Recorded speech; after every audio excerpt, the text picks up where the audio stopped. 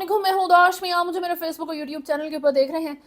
Vlog का शुरू करेंगे इंतहाई अपसेटिंग न्यूज़ से। कल 2 दहशतगर्दों के हमले हुए हैं, जिनमें से एक बनू में होता है। 8 पाकिस्तान आर्मी के जो सोल्जर्स हैं उनकी कैजुअलिटी होती है, वो शहीद होते हैं। दूसरी तरफ जो है DI खान में मेडिकल फैसिलिटी के ऊपर दहशतगर्द हमला करके सिविलियंस को टारगेट करते हैं। 5 सिविलियन उसमें जो है उनकी जान जाती है। 2 बच्चे हैं, 3 खवातीन हैं, 2 फौजी हैं। अब ये पाकिस्तान की रूटीन की खबरें बन चुकी हैं। दहशतगर्द हमला कर देते हैं, उसमें आपके सिविलियंस या जो सोल्जर्स हैं वो टारगेट होते हैं, लेकिन जो रिस्पॉन्सिबल अथॉरिटीज़ हैं, जो आपकी गवर्नमेंट है, उसका फोकस क्या है? वो किधर बैठे हुए सो रहे हैं? उनको नज़र नहीं आ रहा कि मुल्क के अंदर क्या मामला चल रहे हैं। उनका फोकस है जी कि पाकिस्तान तहरीक-ए-इंसाफ को दहशतगर्द जमात करार दिया जाए, उनको बैन कर दिया जाए, उनसे रिजर्व सीट्स जो है उनको मिल गई हैं, जो पता नहीं बाय मिरेकल मिल गई हैं, वो उनसे वापस ले ली जाएं। और सुप्रीम कोर्ट के अंदर जो इस वक्त काजी फाइज ईसा साहब को एक रेजिस्टेंस फेस करनी पड़ती है, एक ऐसा माइंडसेट जो काजी फाइज ईसा से मैच नहीं करता, अब वो चीज़ बर्दाश्त से बाहर हो चुकी है। अब उन्हें नए जज चाहिए जो बिल्कुल काजी फाइज ईसा की जो मेंटालिटी है उसको मिरर करते हो, उसको डिपिक्ट करते हो। तो एड हॉक जजेस के ऊपर फोकस है, उन अथॉरिटीज़ का, उन लोगों का जिनकी फिक्र ये होनी चाहिए कि आपके मुल्क में इस वक्त हर रोज़ कोई ना कोई मर रहा है। आपके फौजी मर रहे हैं या आपके जो सिविलियंस हैं उनकी जान को खतरा है। 19 जुलाई को जो है जुडिशल कमीशन काजी फाइज ईसा साहब ने बुलाई है, जिसमें 4 उन जजेस को, उनके नाम जो है वो सिलेक्ट किए जाएंगे कि कौन वो खुशनसीब हैं जो सुप्रीम कोर्ट में अब एड हॉक जजेस के तौर पर आएंगे। और इसका रीज़न ये दिया गया है कि बहुत ज़्यादा पाइलअप हो चुके हैं केसेस, प्रेशर बहुत है, सुप्रीम कोर्ट में जज कम है और काम ज़्यादा है, तो इसलिए हमें और जजेस की रिक्वायरमेंट है। तो एक्चुअल में रीज़न क्या है वो मैंने आपको भी बता दिया है कि काजी फाइज के सिमिलर माइंडसेट के लोग जो हैं वो कम होते जा रहे हैं। उनको ऐसे लोग चाहिए जो उनकी साइड पे आएँ, ताकि वो अतर मुनल्ला जैसे जज को हैंडल कर सकें, ताकि वो मंसूर अली शाह जैसे जज को जो है वो टैकल कर सकें। ये रीजंस हैं। बस रिजर्व सीट सिक्योर करनी है। अगर आपको लगा था कि एक्सटेंशन लोगों ने इतनी आसानी से जाने देनी है, या अपनी सीट्स और अपनी हुकूमत जो ये PMLN आपके ऊपर बैठी है उसने जाने देनी है, तो आप अपने आप से मजाक कर रहे थे। अभी इस सारे माहौल में हुकूमत की तरफ से हम डेस्परेट अटैम्प्ट्स देख रहे हैं। PMLN की तरफ से हमने बहुत सी डेस्परेट अटैम्प्ट्स देखी हैं, और मेरा ख्याल है the weakest of them all is कि जी पाकिस्तान तरीके से आपको बैन कर दिया जाए। इमरान खान और बुशरा बीबी से जो है वो इन्वेस्टिगेशन हुई है जेल में तोशा खाना के सारे मामले के ऊपर। पता नहीं कितनी दफ़ा इन्होंने तोशा खाना के नए वर्जन्स बनाने हैं कि शायद किसी में तो इमरान खान को हम पकड़ सकें। कौन सी नई घड़ी इंट्रोड्यूस हो जाती है, हर दफ़ा कोई नई ज्वेलरी सेट इंट्रोड्यूस हो जाता है इनके नए तोशा खाना के केस में। ये सिर्फ टाइम बाय कर रहे हैं ताकि जितनी देर इमरान खान को जेल के अंदर रख सकते हैं वो रख पाएँ। अभी USA ने कह दिया है कि it's a great concern for us के PTI को बैन करने की बात हुई है। इससे पहले USA को हमेशा हमने इसी तरीके से बात करते सुना है कि जी पाकिस्तान के अपने ये मामलात हैं, उनका अपना जो है वो कानून है, उसके अकॉर्डिंग फ़ैसले होंगे, उनकी अपनी हुकूमत है। तो जी अब आप देख लें, अमेरिका को बता बता के थक गए थे कि PDM जो है वो कितने पानी में है, किस तरह की वो लीडरशिप क्वालिटीज़ रखती है। तो अब USA फर्स्ट हैंड एक्सपीरियंस करेगा कि किस तरह का मयार है इस हुकूमत का, जिसको ये खुद सपोर्ट कर रहे थे सबसे पहले। इसमें चाइना ने रिएक्ट किया है। चाइना की तरफ से भी बहुत कंसर्न शो किया गया। अब चाइना को तो नहीं आप कह सकते कि भाई हमारे लिए कोई लेटर लिखो या हमारे लिए कोई आर्टिकल लिखो। तो चाइना के लिए भी हुकूमत की ये जो इस वक्त पॉलिसी बन चुकी है, जो इंतहा से ज़्यादा सेल्फिश है, जिसकी वजह से पूरा मुल्क स्टेक पे लग चुका है। पूरा मुल्क इस वक्त जो है वो आप समझ लें कि बस एक 1 पुश अवे आप गिर जाएंगे जाके खाई के अंदर। वैसे ही लगता है कि आप खाई में हैं, लेकिन अभी आप नहीं हैं, अभी हम नहीं गिरे।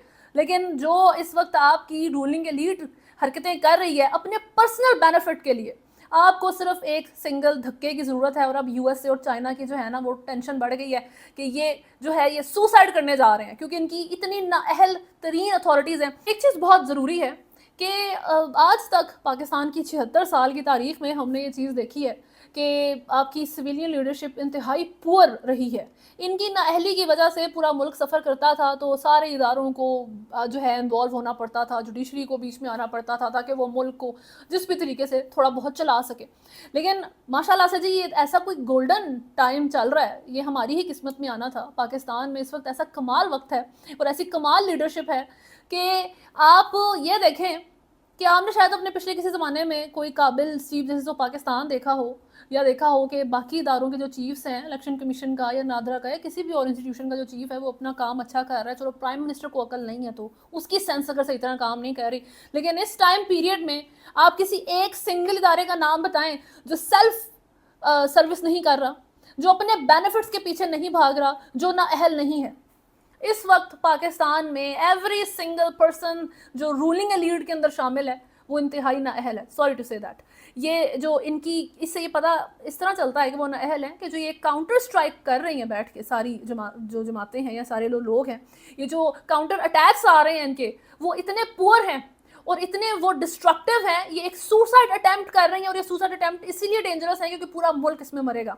तो इसमें यूएस और चाइना जो है अब वो परेशान हो गया। थोड़ी सी इंटरनेशनल आपको मैं एक बात बताऊं कि पाकिस्तान के सर्वाइवल का बहुत बड़ा रीज़न ये है कि अब चाइना और यूएस से दोनों के लिए इंपॉर्टेंट है। अगर आप सिर्फ चाइना के लिए इंपॉर्टेंट होते तो चाइना ने आपको अभी तक इनगल्फ कर लिया होता अपने अंदर।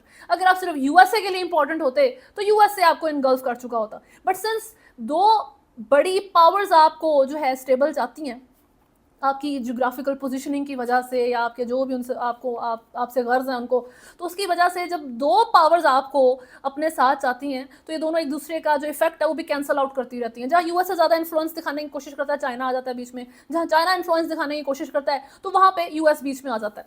अभी एक तो आप सेल्फ डिस्ट्रक्टिव हैं इंतहा से ज़्यादा, जिसकी वजह से every country is done with you. USA के अपने मामला देखिए, उनका भी प्रेसिडेंट टू बी जो है वो मरने वाला था।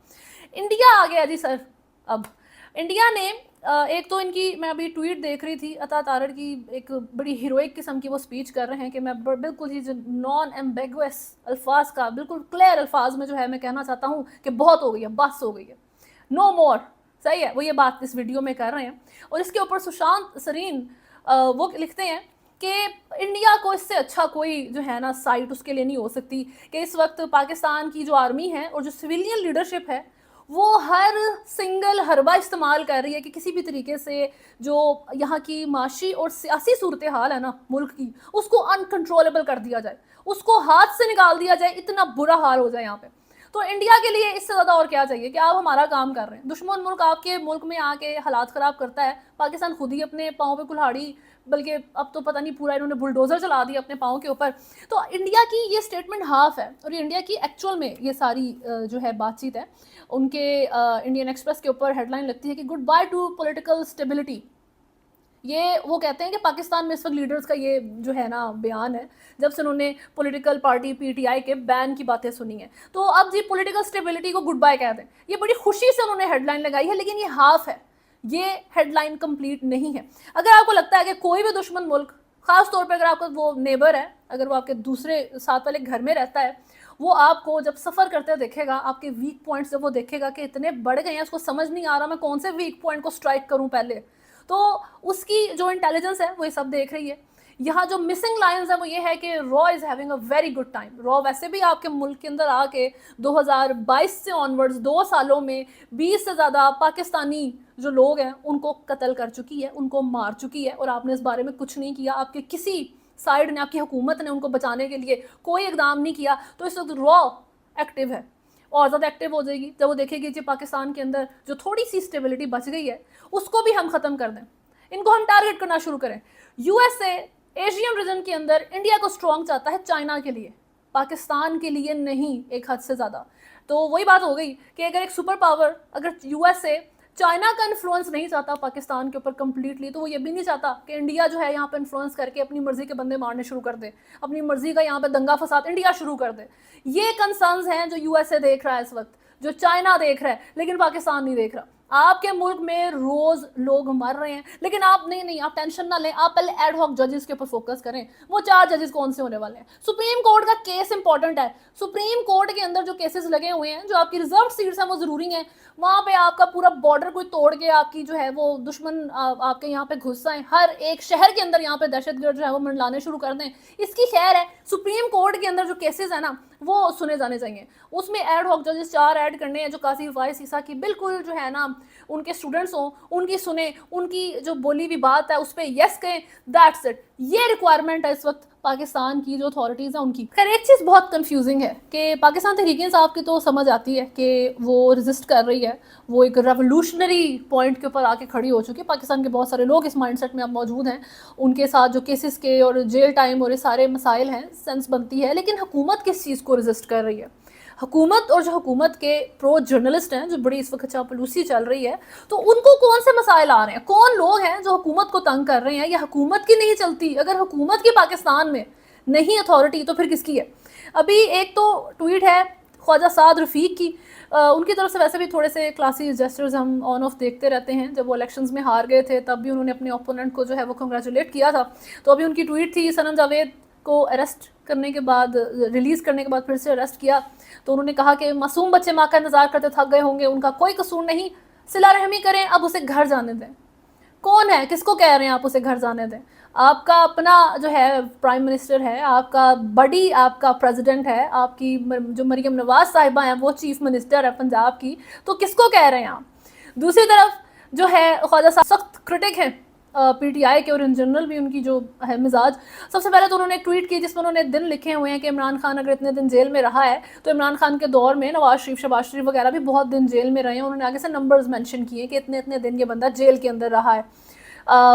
ये एक ट्वीट है। दूसरी ट्वीट इनकी इंटरेस्टिंग है जिसमें वो लिखते हैं कि केस पनामा का था, फैसला अकामा पर आया। केस सुन्नी इत्तेहाद कौंसिल का था, फैसला पीटीआई पर आया। जड़ें बहुत गहरी हैं। कौन सी जड़ें? किन जड़ों की बात हो रही है? कहाँ तक गहरी हैं? किसको आप लिंक अप करना चाह रहे हैं? आप क्यों एक्सपोज नहीं करते, खुल के बात नहीं करते? आप हुकूमत हैं, आप डिफेंस मिनिस्टर हैं। अगर आप इस तरह बात करेंगे तो अवाम किस तरह अंडरस्टैंड करेगी, किस तरह ट्रस्ट करेगी आपके ऊपर? और इसकी जो कैप्शन है वो है अदलिया जिंदाबाद। कौन सी अदलिया? किस अदलिया की बात कर रहे हैं आप इस वक्त? ये मेंशन करें। काजी फाइज ईसा, चीफ जस्टिस ऑफ पाकिस्तान, जिन्होंने अभी तक कोई सही फेयर जो लॉ के अकॉर्डिंग बात नहीं की, जो अब एड हॉक जजेस ऐड करने जा रहे हैं सिर्फ इस वजह से कि उनको अपना सिमिलर माइंडसेट की उनकी ज़बान बोलने वाले जजेस चाहिए, या फिर वो जजेस जिन्होंने इद्दत का केस चलाया और उसको फोकस करवा के इमरान खान को जेल करवाई, फिर अब उनको तोशाखाना 2 या 3.0 केस में वो जो है वो फंसा के बैठ गए। कौन सी अदलिया? किसकी बात हो रही है? और अगर आपकी यहाँ पर नहीं चलती तो फिर किसकी चलती है?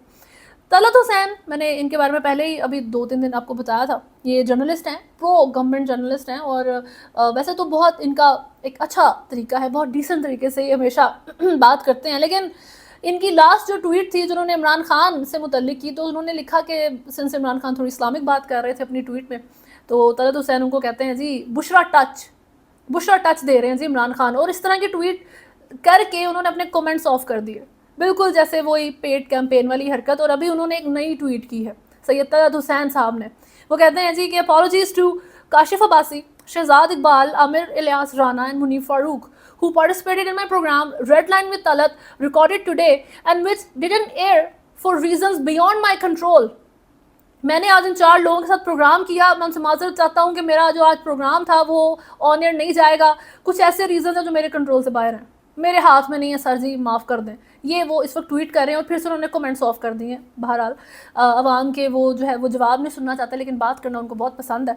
यही इस वक्त इन सब का हाल है हुकूमत वगैरह का, उन्हें बात करना पसंद है, क्रिटिसिज्म पसंद नहीं है, तो फिर वो फायरवॉल लगा देते हैं या इस तरह की चीज़ें चलती हैं। तो बहरहाल अब इंपॉर्टेंट चीज़ ये है कि आई एम श्योर ये जो ज़्यादातर ये जो 4 लोग इसमें मैंशनड हैं वो कोई बहुत प्रो पीटीआई तो है नहीं।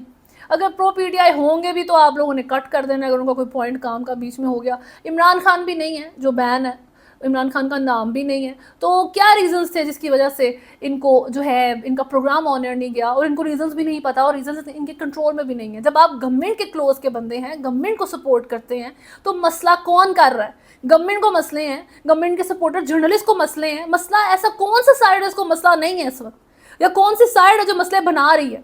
ये क्वेश्चंस हैं जो समझ से बाहर हैं, जिनकी मेरा ख्याल है आंसर होने चाहिए। और हुकूमत को जो है उनको तो खैर आप क्या ही कहें, उनसे आप ये नहीं कह सकते कि आप बेहतर बिहेव करें, क्योंकि आपकी सेंस इस वक्त आपकी जो पोजीशन है वही क्वेश्चन बन चुकी है। आपका जो मैंडेट है उसी को फिर जो है वो नहीं माना जा रहा, और रिजर्व सीट्स के अंदर जो मामलात हुए हैं उसको लेके अब आप हर हद तक जाने की कोशिश कर रहे हैं कि रिजर्व सीट्स जो है ना वो पीटीआई के पास ना जाएं। ये हालात हो जाते हैं पाकिस्तान के। इसमें हम थोड़ा सा अक्रॉस बॉर्डर जाएं तो यूएसए में इंटेलिजेंस रिपोर्ट गई है जी सीक्रेट सर्विस की, जिसमें कहा गया है कि ईरान डोनाल्ड ट्रंप के ऊपर जो असैसिनेशन अटैम्प्ट है उसकी कोशिश कर रहा है, उसको प्लॉट कर रहा है। इसकी वजह से उनकी जो सिक्योरिटी है डोनाल्ड ट्रंप की वो बढ़ा दी गई है। चलो ये नहीं कहा कि ईरान ने पहले वाला अटैक भी करवाया था, क्योंकि वो बंदा जो है वो वाइट था, उसकी पूरी जो एंसेस्ट्री है वो वाइट अमेरिकन की निकली है, तो उसमें मसला नहीं है। लेकिन अभी फ्यूचर में ईरान उनके ऊपर हमला कर सकता है। आखिरी खबर इंटरेस्टिंग है, फ़न है अगर आप उसको इस तरीके से देखेंगे तो। दिलजीत दोसांझ जो कि एक पंजाबी एक्टर हैं, इंडियन जो पंजाबी एक्टर हैं, सिंगर हैं, और वर्ल्ड वाइड उनकी फ़ैन फॉलोइंग है, गुड गाय। अभी उनकी तरफ से जी एक वैसे बहुत से वो शोज़ कर रहे हैं, पूरा जो है वो सोल्ड आउट एरिनास के अंदर जो है। Diljit Dosanjh is the first singer, Punjabi singer to have done this, कि वो sold out houses, sold out arenas USA में, कनाडा में उन्होंने शोज़ किए हैं। आज तक किसी भी सिंगर ने जो है ये माइलस्टोन अचीव नहीं किया। तो उनके रिसेंट शो की आई थिंक रिहर्सल के दौरान जो है वो Canadian prime minister Justin Trudeau comes visit हैं, उनको मिलने के लिए आते हैं। उसकी तस्वीरें हैं, बहुत ज़बरदस्त सीन है, it was heart warming to watch. Canada में एक बहुत बड़ी जो है पंजाबियों की जो है एक पॉपुलेशन मौजूद है। अब मसला इधर आता है कि ये हेडलाइन लगती है जी टाइम्स ऑफ इंडिया की। वो कहते हैं कि डेलिब्रेट मिसचीफ, जानबूझ के गलती की है, क्योंकि Canadian prime minister Justin Trudeau ने दिलजीत दोसांझ को पंजाबी सिंगर कह के मुखातिब किया है। तो ये इस वक्त इंडिया का बड़ा मसला बन चुका है। पंजाबी सिंगर ने कहा क्यों, इंडियन सिंगर क्यों नहीं कहा? दिलजीत दोसांझ तो इंडियन है। पंजाबी सिंगर का मतलब तो है कि जी पूरा पंजाब, इंडिया और पाकिस्तान दोनों का पंजाब। आपने या तो मेंशन करें कि इंडियन पंजाबी सिंगर, सही है, तो they are very hurt about that, they like judging Justin Trudeau कि भाई एक्सप्लेनेशन दो, तुमने ये डेलिब्रेट मिसचीफ की है कि आपने दिलजीत दोसांझ को जो है पंजाबी सिंगर क्यों कहा, इंडियन सिंगर कहना चाहिए था। पंजाबी तो वैसे ही मुझे लगता है इंडिया की ना वो एक छेड़ होती है, वो बन गई है कि पंजाबी या पंजाब का लफ्ज़ आता है वो छिड़ जाते हैं, उनके मसले शुरू हो जाते हैं। वो खालिस्तान को लेके वैसे ही उनको पता नहीं ख्वाब आते रहते हैं, जहाँ मसला नहीं भी है तो उनको लगता है कि जी नहीं, सिख है खालिस्तान नहीं होगा, ये मसाइल है वहाँ पर।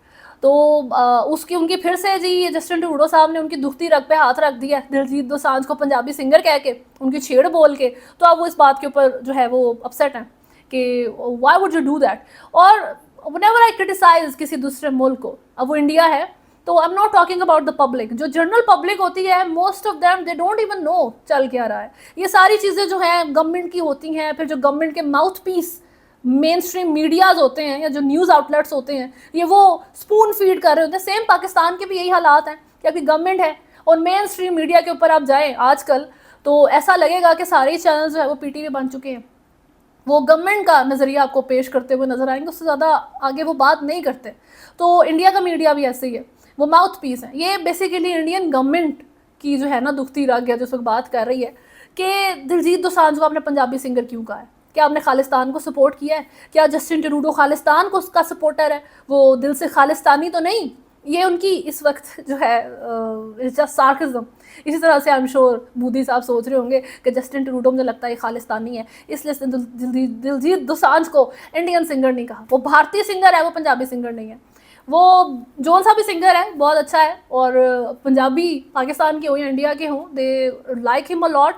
और उस बंदे ने आज तक इस तरह की डिवीज़न क्रिएट नहीं की। मेरा नहीं ख्याल आर्ट के अंदर इस तरह की डिवीज़न होनी चाहिए, और जस्टिन ट्रूडो को पता था, या उनको I don't think so that Canadian prime minister new कि इतनी सी बात करके उन्होंने इतना बड़ा जो है ना वो मसला क्रिएट कर देना। खैर अभी तक के लिए न्यूज़ में इतना ही है। अगर आपने चैनल को फॉलो नहीं किया हुआ तो सब्सक्राइब करें, वीडियो को लाइक एंड शेयर ज़रूर करें। अल्लाह हाफ़िज़।